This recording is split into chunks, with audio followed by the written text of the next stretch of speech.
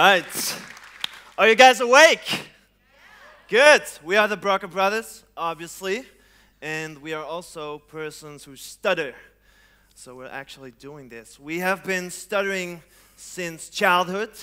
I remember that at the age of 6, I went to the bakery solo on my blue boots, feeling very confident about it, walking over there, opening up the door, standing there, and before I knew it, I began to stutter. I could not pronounce the word bread. And suddenly, some older man who was standing behind me started saying, "Who in the world comes up with the idea to send their stuttering kid to the bakery?" And at the age of 3, 4, I was the most adventurous kid on the block. I was out there on the streets always, talking to people, making friends with everybody, feeling at ease with everything. But experiences like that, and I have a couple, crushed me.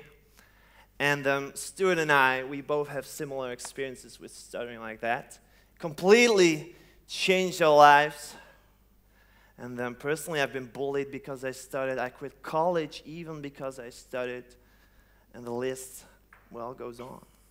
Yes, our problems didn't just end with having a simple stutter. We didn't just have difficulties with producing words. It grew into something much bigger than that, because we ended up being known as the quiet ones, as the shy ones, feeling like we were wasting people's time with our stutter, feeling like we didn't have anything interesting to say, feeling like we weren't good enough. And we had to face those depressive thoughts every single day. You wake up, and they're there throughout the whole day, and you go to bed with them. And it was like a demon. Our stutter was like a demon that controlled us. It controlled our actions, our thoughts, our everything. And that demon played it pretty well. And that was when everything we did was based on and around our stutter. And it turned into the fear of speaking, this deep-seated social anxiety and full-on insecurity about ourselves. And we simply weren't able to fully express ourselves and therefore experienced this withdrawal from life. Yeah, we both have been, throughout the years, we've been trying out a lot of different techniques, tactics other people gave us in order to become more fluent speakers. Been to speech therapy, but still finding out that it did not bring us the results that we wanted. We longed for being fluent speakers, being able to fully express ourselves, saying anything we want at any moment in time. And obviously, since we're standing here in front of you guys, 400 people or so, on the stage, spotlight full on our forehead, something obviously has changed. Now, for you guys in the audience, this does not go for the people watching the video at home later on. It's tomorrow, it's Friday, and tomorrow it's exactly 3 years ago, no joke, 3 years ago, exactly, that I woke up one Friday morning saying to myself, Hille, this is going to end. Stuttering is going to end right here. We're doing something about it. Don't know what, I don't know how, but we're doing it. I called up Stuart, and we kind of came to the realization, the two of us, that we had to stop looking to other people for the solution, and we had to start looking at ourselves, what we can do.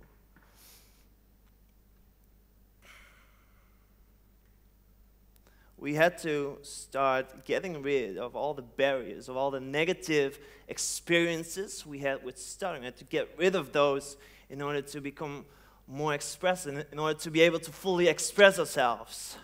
We had to strip off the layers of negative experiences, just layer after layer.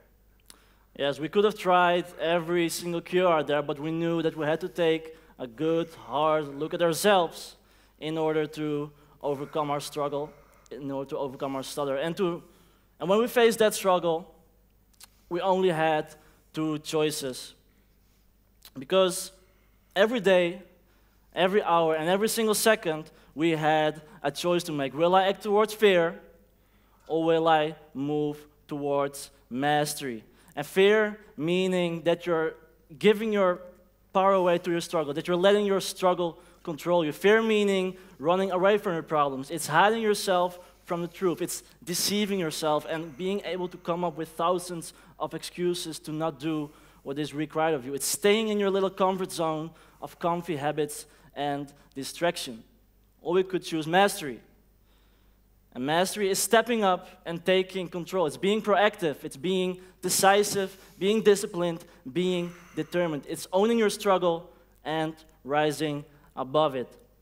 Now, to overcome our stutter, we had to choose mastery every single day, every single hour, every single second. And there's one key ingredient in mastery, and that is taking responsibility. It is the ability to respond positively to negative situations. It's the ability to make a choice with every step you take, having full control every single second over the direction you're going in. And we knew that nothing would change if we did not take full responsibility, that we had to stop looking at external things and instead look at ourselves to remove all those stutter layers to reveal our true fluent selves. Now the thing is that this process of fear or mastery doesn't just hold for stuttering, because it can be applied to everything, almost everything life throws at you, on which you can actually work on to improve and eventually overcome it. It can be applied to anxieties, addictions, whatever it is. Exactly, exactly. This is actually not a talk about stuttering. You might have been thinking, well, this is a nice story about stuttering, guys. But it's actually not. It's about a struggle. It's a struggle that you and everybody else is probably facing. We all have something. We all have been through negative experiences in the past that made us think, believe, feel, behave in certain kind of ways. And it's those ways that can lead to struggles, to problems in the now. And to us, stuttering was the result of something being wrong on a much deeper level. And when we started unpeeling all those negative experiences, we found fluency. And you will experience too when you start to overcome your struggle, you overcome it. But that's not the only thing. You will also develop things like courage, standing here.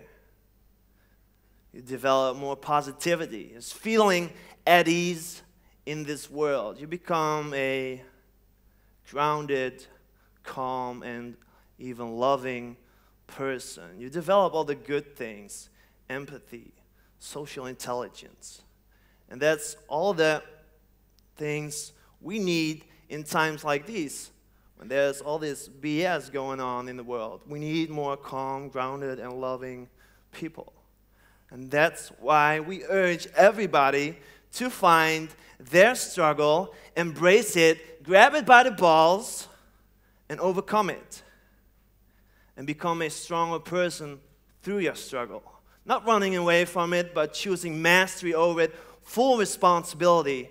And you do that for your own benefit, and for the people you love, for the people around you, and also for this planet. So thank you very much.